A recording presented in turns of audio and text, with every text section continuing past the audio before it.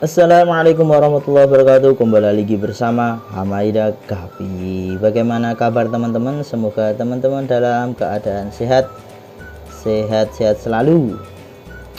Oke, sebelumnya saya mohon maaf karena lama nggak bikin konten. Lama banget malah ya. Mohon maaf banget teman-teman. Dan sebelumnya saya ucapkan terima kasih buat teman-teman yang sudah support channel ini dalam wujud komen, subscribe, maupun juga terima kasih buat teman-teman yang sudah follow Instagram saya @hamaida_gapi. Jadi langsung aja ya, di konten kali ini kita akan mau membagi tips dari Hamaida Gapi. Bukan tips sih, intinya bagaimana setting akuarium. Atau lebih tepatnya apa ya sih, masang aerator, masang aerasi. Karena di tempat saya ini saya pakai aerasi teman-teman ya, walaupun tidak ada kewajiban dalam memelihara ikan gapi itu pakai aerasi, pakai filtrasi kayak gitu. Nah kayak gini, tapi yo saya suka aja teman-teman, enak karena ngirit kerjaan. Air kita nggak gampang kotor teman, nggak cepet rusak. Dan kebetulan saya pakai merek Atman blower gede kayak gini, itu di belakang.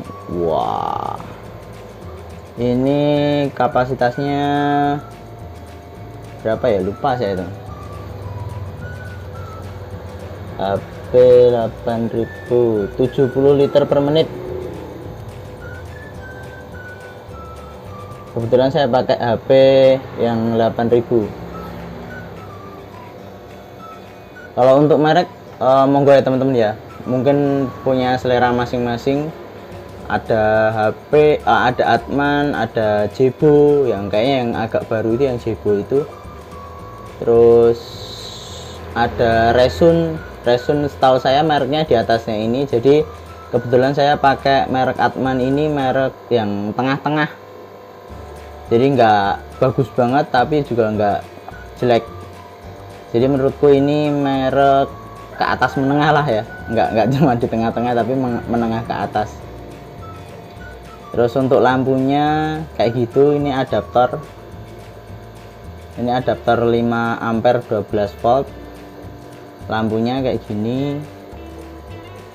Tapi untuk konten kali ini saya tidak mau membahas lampu, tapi lebih membahas di aerasinya teman-teman. Pelupuk kayak gitu loh.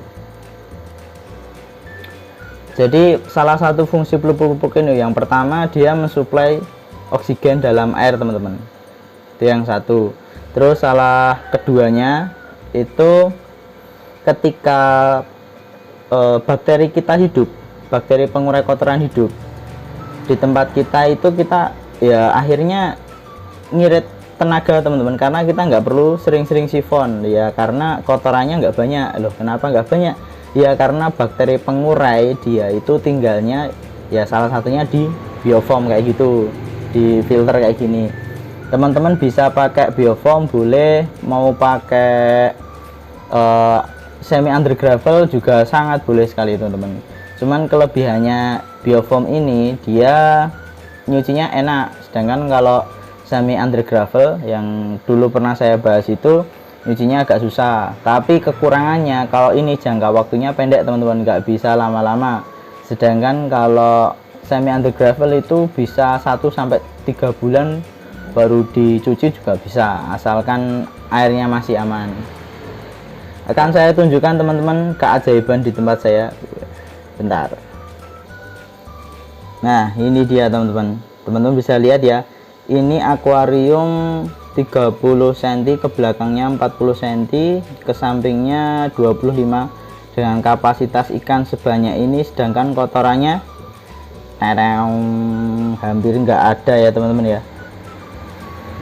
Kenapa bisa begitu? Ya karena itu teman-teman, kelebihannya ketika kita pakai filtrasi itu bakteri baik bisa tumbuh teman-teman, yang dia fungsinya membersihkan amonia, mengurangi kadar amonia, terus mengurai kotoran-kotoran lah. Pokoknya dia membantu dalam proses penguraian kotoran. Ini teman-teman boleh percaya atau enggak ya, ini udah 2 minggu lebih ya, sekitar 2 mingguan lah enggak saya sifon kotorannya, dan teman-teman bisa lihat kotorannya cuma sebanyak ini teman-teman, padahal ikannya sebanyak ini. Dan dalam satu hari saya kasih makan itu 3 kali teman-teman. Kebetulan saya pakainya mem sama artemia untuk harian, kadang otohim, kadang polaret juga. Nah, penampakan dari peralonnya kayak gitu. Jadi di ujung ini kita pakai keran, terus pakai selang langsung. Ini saya sambungin ke sana sampai ke sana, tuh atas peralon putih. Ini juga. Oke, sekedar sharing aja teman-teman ya, untuk merek Atman HP 8000 ini di tempat temanku itu bisa sampai 70 titik teman-teman, sedangkan di tempatku ini baru tak pakai sekitar 45 titik. Jadi belum semuanya tak pakai, masih banyak lubang yang nggak tak pakai, jadi masih loss kayak gitulah. Ini teman-teman bisa lihat di sini sekitar 45 titikan lah, belum tak pakai semuanya. Oke, langsung aja teman-teman ya, bagaimana cara kita setting pralon di sini ya. Kita simak video selanjutnya. Oke teman-teman, kita langsung aja ya untuk praktek. Jadi untuk yang pertama, bahan-bahan yang perlu bisa siapkan yaitu solder teman-teman. Solder ini kalau teman-teman nggak punya, teman-teman bisa pakai paku yang dibakar itu loh, itu sama aja teman-teman. Jadi kebetulan saya adanya ini simple, tapi kalau teman-teman nggak ada, pakai paku dibakar itu cukup. Terus untuk peralonnya ini bukannya endorse ya teman-teman ya, ini saya pakai peralon merek Rujika setengah in. Terus untuk peralon sambungannya ini juga pakai merek Rujika teman-teman, jadi sama-sama mereknya Rujika. Terus untuk selanjutnya pakai lem G, kita siapkan lem G sama keran. Untuk kerannya ini teman-teman ya, teman-teman bebas sih mau pakai, nah, teman-teman boleh pakai keran kayak gini, boleh pakai sambungan I. Kalau kebetulan I saya habis, jadi kita tutorialnya pakai L aja. Teman-teman bisa pakai I, bisa pakai langsung keran. Kebetulan kalau di tempat saya pakai keran, tapi yang di luar itu pakai I juga sih. Kelebihannya apa? Kalau pakai I ini, ketika keran kita rusak, kita tinggal ganti kerannya aja. Karena sebelumnya intinya kan di sini, ini yang langsung nancap sama peralonnya kan ini. Sedangkan kalau ini kan nanti ketika kita langsung pakaian ke peralon, ketika kerannya rusak ya mau nggak mau ininya harus dilepas teman-teman, kayak gitu. Jadi ada plus minusnya. Oke, langsung aja ya. Jadi kenapa saya di sini pakai Rujika? Rujika ini mereknya termasuk yang bagus lah teman-teman ya. Terus ininya sambungannya juga pakai Rujika. Terus dop tutup ujung itu kita juga pakai Rujika, karena ketika sama-sama Rujika itu masangnya enak teman-teman. Jadi ini tinggal kita masukin aja, terus teman-teman pukul pakai palu kayak gini udah kencang teman-teman, insya Allah nggak bocor.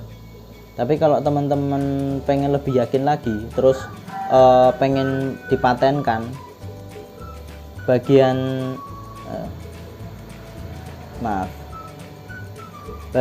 sini tinggal teman-teman kasih lem pralon. Tapi minusnya kalau teman-teman pakai lem pralon itu ketika mau dibongkar pasang ya nggak bisa. Tapi kelebihannya ya lebih yakin pasti nggak bocor lah kayak gitu. Kalau saya kebetulan di tempatku cuma kayak gini teman-teman, jadi nggak tak pakai lem, cuman kayak gini doang.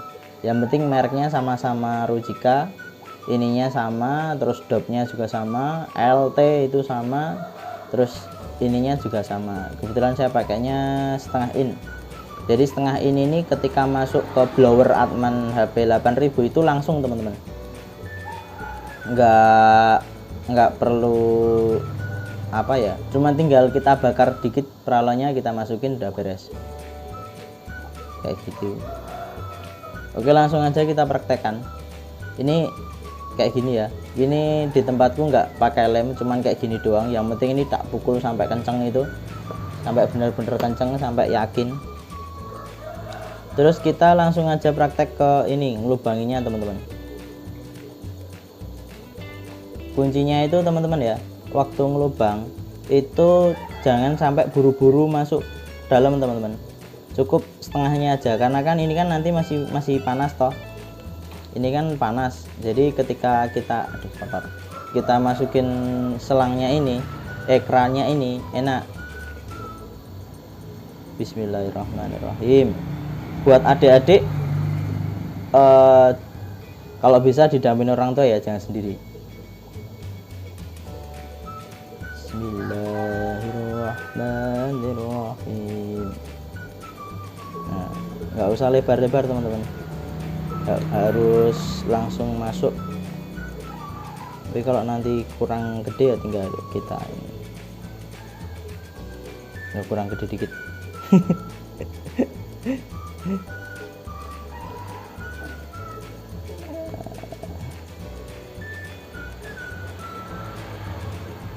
Nah, tinggal kayak gini aja teman-teman. Kalau kita kasih lubangnya nggak gede, jadi otomatis ketika ini kan masih panas teman-teman ya, ketika teman-teman masukin ini tuh jadinya pas, gede lubangnya itu pas, gede lubangnya pas, jadi tinggal dimasukin aja. Nah, teman-teman bisa ininya bisa diganti pakai kayak gini teman-teman.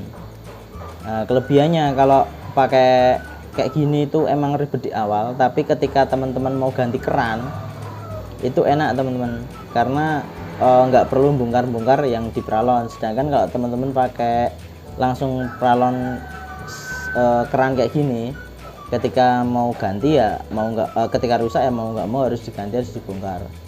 Lah untuk langkah selanjutnya tinggal teman-teman kasih lem aja teman-teman, bagian antara pralon sama ininya. Jadi tinggal kasih lem bagian sini. Nah kayak gini, tinggal kasih lem, selesai teman-teman.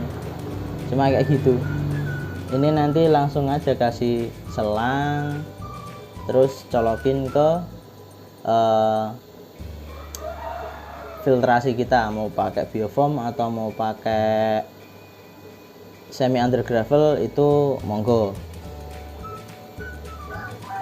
Bentar, kalau mau pakai ini gimana ya, bisa nggak? Oh bisa. Nah, tutorialnya kalau mau pakai kayak gini ini, tapi kalau saya pakainya yang I ya teman-teman ya, yang lurus itu, bukan yang L kayak gini tapi yang lurus. Kalau mau pakai kayak gini, ini pakai kayak gini teman. Nah, jadi ketika kerannya ini rusak, tinggal kita lepas, kita beli keran yang baru. Tapi kalau yang langsung kayak gini tadi, ketika kerannya rusak ya mau nggak mau harus dibongkar. Padahal ini kan tadi udah dilem. Sedangkan kalau ini mau kita lem sekencang apapun nggak masalah, karena kan ketika kita mau ganti tinggal ininya diganti. Oke, mungkin itu aja ya teman-teman ya. Sebelumnya terima kasih buat teman-teman yang sudah mampir di channel Hamaida Gapi. Terima kasih juga yang sudah subscribe, terima kasih banyak juga yang sudah komen, terima kasih juga yang sudah follow Instagram Hamaida Gapi. Oke, sebelumnya saya mohon maaf apabila banyak salah dalam saya berkata. Assalamualaikum warahmatullahi wabarakatuh. Salam satu air.